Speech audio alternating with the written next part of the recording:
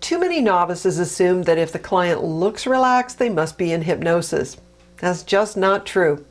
Even if they are in hypnosis, the client may not realize it, and you won't know for sure unless you test. So you need to test.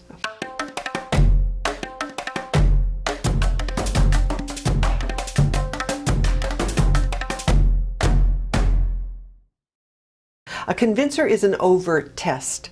It shows the client that something is happening, and this is the best way to turn a skeptic into a believer. So make sure that the client is actually in hypnosis and not merely relaxed.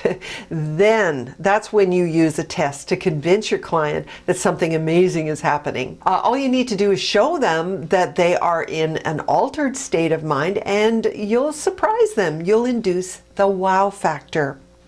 For example, you can use a simple catalepsy test. You know, arm catalepsy is pretty impressive. I prefer eye catalepsy as a test because it's quicker. Make sure that they're testing them hard. You want them convinced that they cannot open those eyes. So don't be shy.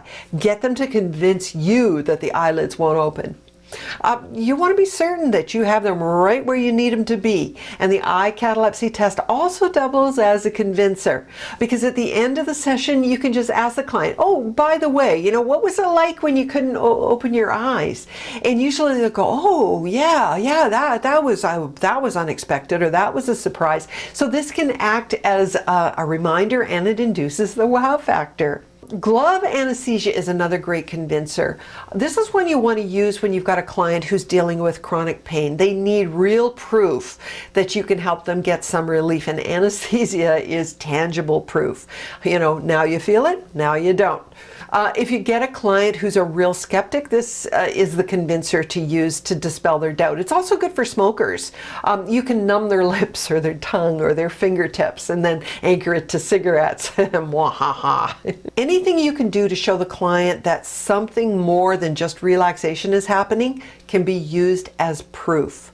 Not only that they're hypnotized, but that they have the power within them to create real and lasting change.